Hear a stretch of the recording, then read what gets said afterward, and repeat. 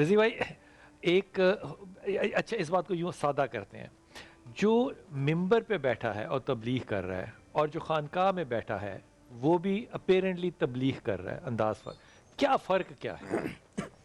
بسم اللہ الرحمن الرحیم۔ دیکھیں بلال بھائی، ممبر پہ جو شخص بیٹھا ہے وہی خانقاہ کا اہل ہے۔ ہماری اب بدقسمتی کے ساتھ یہ ہو گیا، جو پیر ہے اس کا بیٹا لازمی پیر بنے گا۔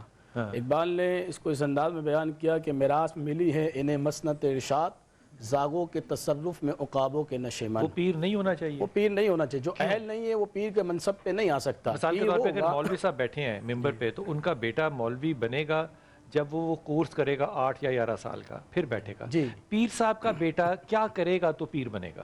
دیکھیں یہ تمام منزلیں ہوتی ہیں۔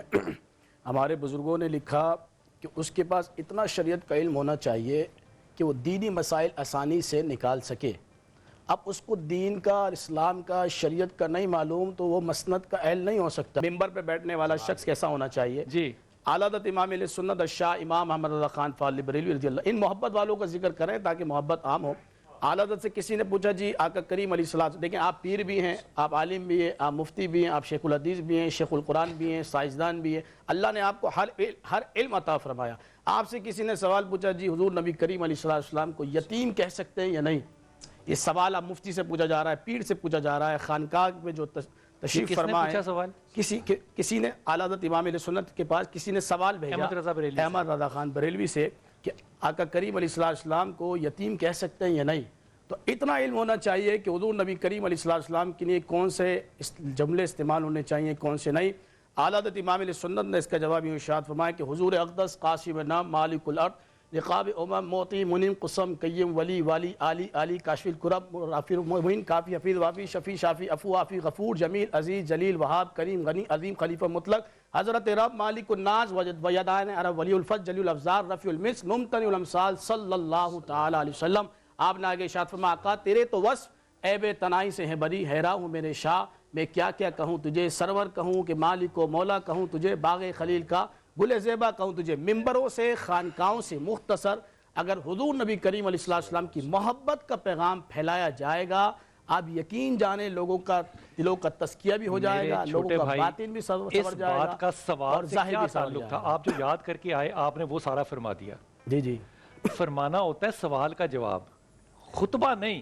یہی تو پرابلم ہمارے علماء کے ساتھ ہے، وہ یاد کر کے آتے ہیں خطبہ فرما دیتے ہیں۔ نہیں خطبہ نہیں، میں آپ کو بتا رہا ہوں کہ مسند پہ بیٹھنے والے شخص کے پاس اتنا علم ہونا چاہیے کہ اگر حضور کے بارے میں سوال ہو تو اس کو ڈھنگ ہونا چاہیے جواب دینے کا، بے ڈھنگا نہیں ہونا چاہیے۔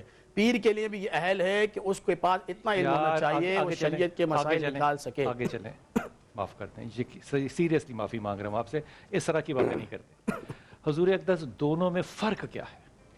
بسم اللہ الرحمن الرحیم۔ دیکھیے میں اس سلسلے میں عرض کروں، آپ نے جیسے پوچھا خانقاہ کے بزرگان جیسے ہوتے ہیں، اولیاء کرام کے ہیں، جو بھی آپ تعبیر پیش کریں، یا علماء کرام میں فرق کیا ہے؟ میں سمجھتا ہوں اس کو آپ یوں تفریق کر لیں کہ ایک خلوت ہے، ایک جلوت ہے۔ ایک چھپے ہوئے ہیں، ایک ظاہر ہے۔ جو خلوت ہے نا وہ ہے ولی، وہ بزرگ بیٹھا ہوا ہے یا وہ صوفی ہے، آپ اسے جو بھی نام دیں۔ وہ جو ممبر پر ہے وہ ہے جلوت۔ دیکھیے حدیث خلوت جو ہے یہ سنت رسول ہے، تنہائی یہ سنت رسول ہے۔ ہاں بالکل، تنہائی میں کیسے؟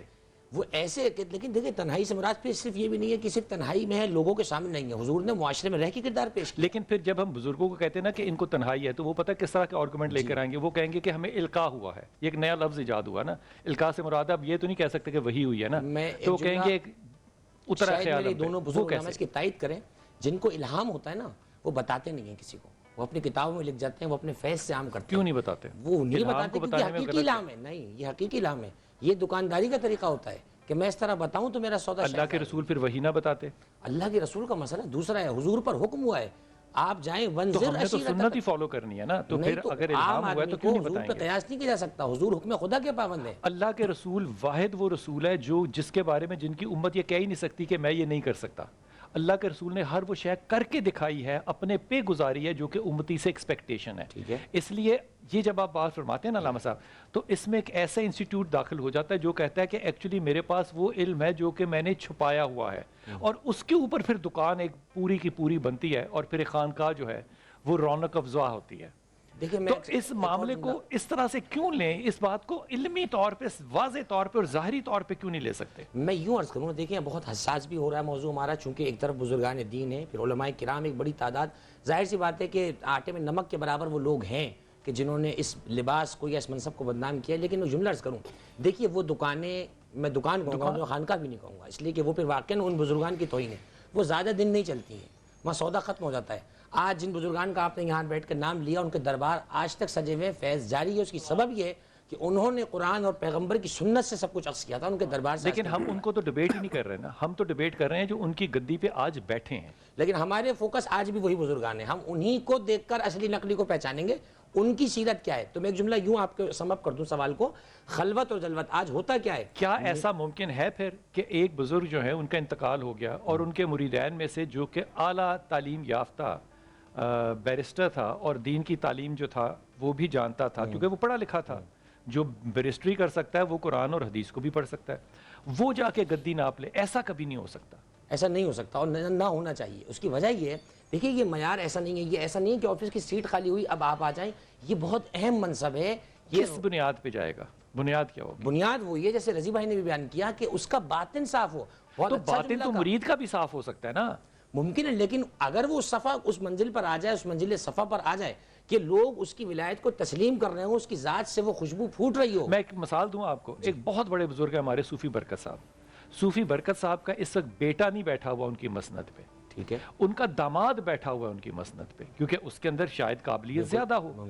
تو قابلیت کی اگر بنیاد پہ بنیں گے تو پھر تو یہ دکان نہیں ہوگی نا، ایسے ہی ہے. پھر تو یہ میرٹ کی بات ہوگی. بلکہ میں جملہ اور عرض کر دوں، یہ بزرگان جو اللہ سے فیض لے رہے ہوتے ہیں نا، جنہوں نے رسول اللہ کے دربار سے فیض لیا، اور جیسے مولا متقین کا تذکرہ کیا، یہ اگر کسی فرش پہ بیٹھ جائیں تو وہ ان کا مسند ہوتا ہے، وہی ان کا دربار ہوتا ہے. انہیں درباروں کی ضرورت بھی نہیں ہوتی ہے. خواجہ اجمیر رحمۃ اللہ علیہ نے کون سا دربار پہلے آ کے بنایا تھا؟ میں کلاسکس کی بات نہیں کر رہا، میں پھر آپ سے ادب سے کہہ رہا ہوں، کلاسکس کی بات نہیں کر رہا. لیکن آج ہم جتنے بھی بزرگان دیکھیں گے ان کے پیچھے کسی قبر کا ہونا ضروری ہے. آج صرف 3-4 لوگ ایسے ہیں جن کو کہ میں آپ کو جو کہ واٹس ایپ کے اوپر پیر بنے ہیں، ٹھیک ہے، اور ان کے فالوورز ہیں، ان کے پیچھے کوئی خانقاہ نہیں ہے. لیکن خانقاہ پیچھے ہوگی تو بزرگی آگے چلے گی. جبکہ ممبر کے پیچھے مسجد نہیں بھی ہوگی تو وہ ممبر بن سکتا ہے. میں آپ کا درد دل سمجھ رہا ہوں اور میں اس کو یہاں پہ روک رہا ہوں، قبلہ مفتی صاحب سے بیان کریں گے. ہونا یہی چاہیے تھا، لیکن بدقسمتی آج یہ. لیکن یہ بھی بتا دوں میں آپ کو، ایسے پیر پھر ایک پیر سے اگلے پیر تک کے ہوتے ہیں، وہ پھر ان کی پیری جو ہے ختم ہو جاتی ہے. یہ پیری بند ہو جاتی ہے. جی جی بالکل. اس کو جیسے بیان اصل میں بلال بھائی 2 منٹ سے جی میں نے عرض کیا تھا، اب لکھنوی انداز اس میں ڈالنا پڑے گا آپ کو. ایک ظاہر ہے اور ایک باطن ہے. دونوں کی تعلیم قرآن اور حدیث کے مطابق ہے، لیکن دونوں کے طریقہ کار پروسیجر علیحدہ علیحدہ ہیں. مولوی جو ہے بیچارہ، ہمارا جو عالم دین ہے، یا ہم جو ہے ہماری اس کا نسل کے لوگ جو ہماری اس کے لوگ ہیں، وہ انسان کے ظاہر کو درست کرتا ہے. اس میں ایک لفظ آپ اور اگر شامل کر لیں، جی، نفاست. علم کے ساتھ ایک نفاست بھی تو ہے نا. وہ کہاں ملے گی آپ کو؟ وہ ملے گی پھر بزرگان دین میں.